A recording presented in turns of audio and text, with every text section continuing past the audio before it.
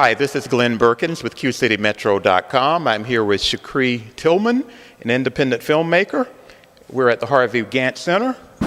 What brings you to town? Well, tonight I'm going to be screening my film More Than a Month at the Gantt Center, which follows me on a cross-country campaign to end Black History Month. End Black History Month. Are you serious? I am, although I should say that the film is really a representation of me wrestling with this notion of ending Black History Month over the course of a broadcast hour. So let's start from the beginning. This documentary was made in 2012, and take it from there. Well, it was made in 2012, aired on nationally on the PBS series Independent Lens in 2012, but it really comes from a long history of thinking about this idea. I remember when I was a kid really loving Black History Month, and it wasn't until I got older that I started to think critically about what it meant to have a Black History Month. What did that say about American history and African Americans' place within that? So in November of 2005, I saw Morgan Freeman on 60 Minutes sort of express his disdain for Black History Month, and I thought, oh, somebody else thinks like I was thinking. Somebody actually said it out loud. So we decided to embark on this campaign to see if we could end Black History Month and what that would mean.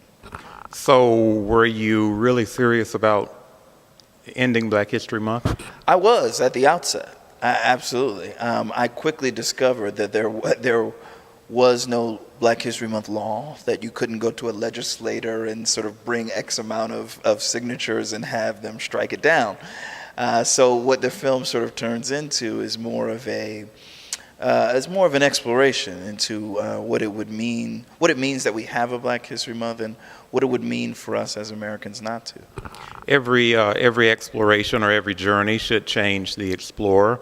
How did this journey change you? Well, I think in two respects.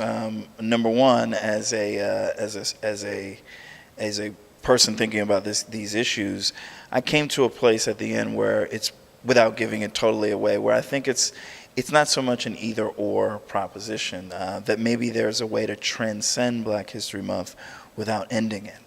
And I think secondly, just as a sort of person and filmmaker, this was my first film of this length. So it changed me in the sense that it made me a little braver, because I went out on the street with a End Black History Month sign and no one killed me.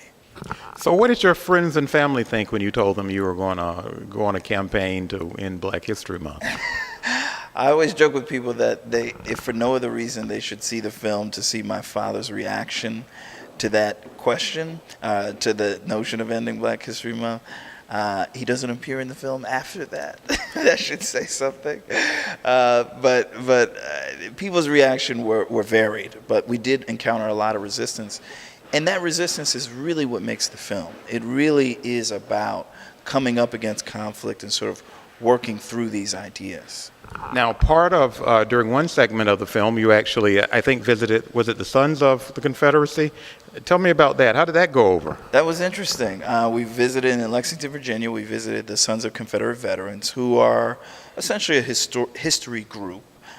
Who all have lineage to people who fought for the Confederacy. They were pushing for a Confederate History Month, or the reemergence of a Confederate History Month, which did happen, and happens in several states across the American South. It was interesting to go there. It was interesting for the journey, because it really taught me at that point that history months and history in general are really about power. It's really about the power to be recognized, and what that means in the grand American landscape is what makes History Months important. All right. Well, thank you so much for your time. Thank you. I really appreciate it. People can check out the film on pbs.org, February 25th to March 3rd for free. All right. Thank you so much.